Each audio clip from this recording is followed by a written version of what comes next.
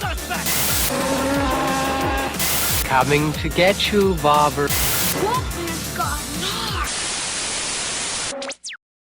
Hi guys, my name's Barry and welcome back to my Evil Dead movie reviews. Today we're going to be looking at Evil Dead, the remake from 2013. This remake came later on in the remake phase over the last 10 years or so when this one came out.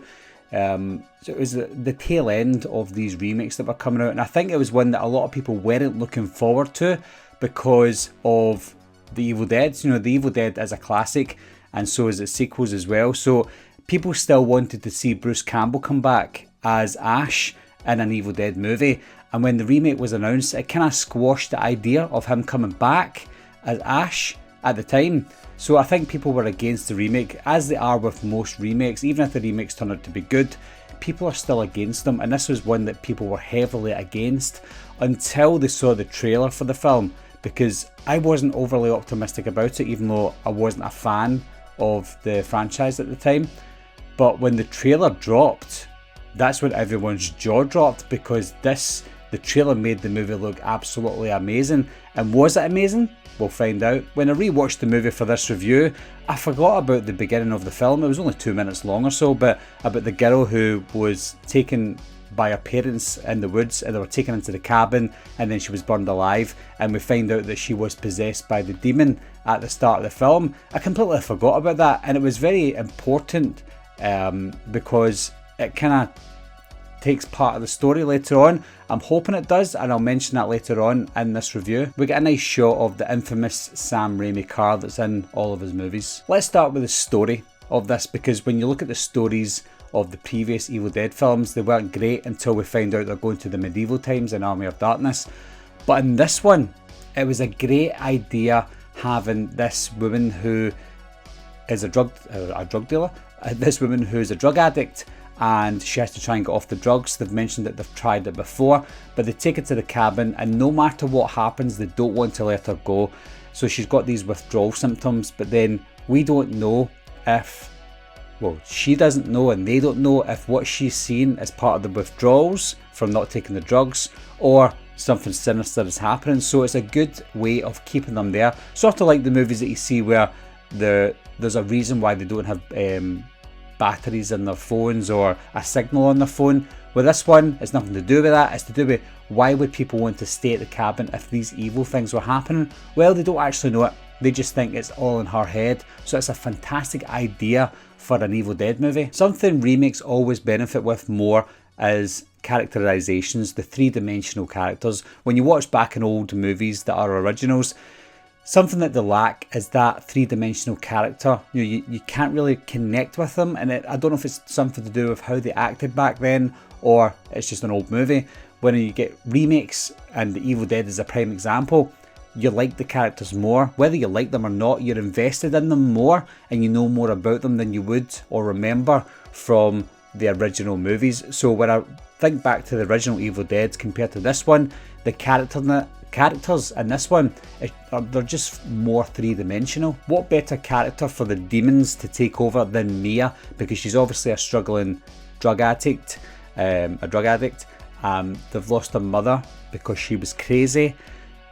So there's just so many things that the demon can work on in getting Mia's soul first of all, so that it can then, after getting Mia, spread out to the other characters. I think the acting was great by most people, especially Mia, played by Jane Levy. She was absolutely phenomenal throughout the whole entire movie. After the gang find the cellar in the cabin, they go down, and then we find out that it was the exact same cabin at the beginning of the movie where the first girl was taken over.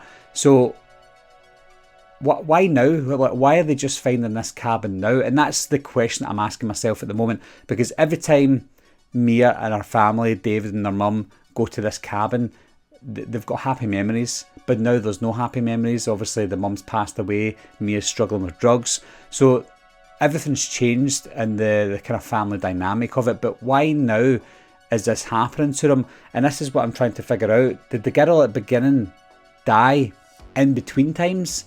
Because there's all these animals that are hanging from the ceiling in the cellar as if they're trying to keep the evil away. Obviously they would have smelt that. when they were there as a happy family. So this didn't happen years ago. The dad at the beginning was wearing glasses, kind of modern glasses. So does that mean that Mia and the family went to the cabin years ago, or a couple of years ago, had happy times, and when they left, when the mum was in hospital, this girl was taken over in and around the woods around there, and they find that cabin, do the thing that they've done with the girl, she dies, they move away, or they get away, and then that's when they come back to the cabin. Is that what happens? So the bit at the beginning of the movie was sandwiched in between Mia and David's happy life and what's happening just now. I think we get a good classic Sam Raimi angle at the first moment that she sees that thing in the woods as well, which is a good time, and it's good timing for getting that kind of classic Sam Raimi look and feel into the movie.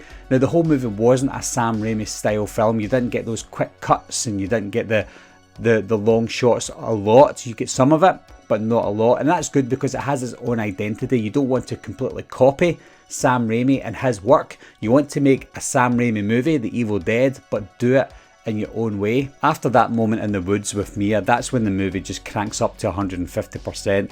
It's just non-stop scares, jump scares, frightening scenes, blood, guts, gore, everything that you would imagine in an Evil Dead movie. This has got it tenfold. Now it does have a lot of jump scares in it, and it's not cheap jump scares. You know, in films where you get a jump scare and you're like, oh, I just jumped there, like Paranormal Activity. It's not scary. You just jump because you get a fright. In this one, not only do you jump because you get a sudden fright, and it is just a pop-up jump scare, it's also a frightening jump scare as well. Not only do you jump because you get a fright, you're scared as well, because I watched this movie as an adult and I still get scared watching it because the jump scares are scary. When you think about horror films being disturbing and disgusting, this is one of the films you would look at to be that way. You get girls who she's burning herself with hot boiling shower water, and just the way you see it, it's so graphic, but I think it's necessary in a film like this movie, because you're not going to top The Evil Dead in certain ways, the original. You have to do it your own way, and what better way to do it than to give us it 100%. I like that they mentioned that the demon needs to feast on 5 souls. So after that moment where we find out that it needs 5 souls to come up, we then start counting the bodies, like, oh, that's 1, that's 2, and hopefully, or maybe not hopefully, they get to number 5. I'll mention the 5 souls later on because it's quite important. When we look at David, who is Mia's brother, he's starting to look like the Ash Williams of the Evil Dead remake. He's got the blue shirt, he's the guy, he's got the chainsaw, and you're like, okay, he might become the new Ash Williams. He doesn't have the charm or charisma of Ash, and it's not a comedy, so you can accept it for that. But after it gets to a certain point in the movie, you're like, oh, he's definitely not going to be Ash. So going back to the 5 souls, after the demon gets its 5th soul, it then comes up from the ground after David dies. You know, he's not Ash anymore. It looks like Mia is becoming the new Ash. But after the demon takes the 5th soul and it comes up, that's when the movie cranks up to 200%. It's just absolutely balls to the wall. Blood, disgusting, disturbing, everything you could ever imagine in a horror movie. That's what this is. But it's not done in a tasteless way. Strangely enough, it's done in a tasteful way. But going back to the 5 souls, as the fifth soul was obviously David because he died last, so that became the 5th soul. Does that mean that Mia was part of one of the 5 because she died and came back? She's one of the 5 that the 5 went to the cabin. Or if she doesn't count, does the girl in the woods at the beginning count as the first one? And then that was it. So it starts off at number 1. And then the 4 others in the cabin that died became the 5. And then Mia doesn't count. Or is she a 6th one if she does count? I'm not quite sure how that works. But it's definitely 5 souls. I'm just wondering if the girl at the start counts as one of them. Or Mia counts as one of them. As soon as that demon comes up, it's like an absolute nightmare. A nightmare that you would have when you're a kid. Even as an adult, you've got the demon that comes up that's quite tall and skinny. You've got the war sirens as well. You know, the sirens you hear in the background are just so disturbing.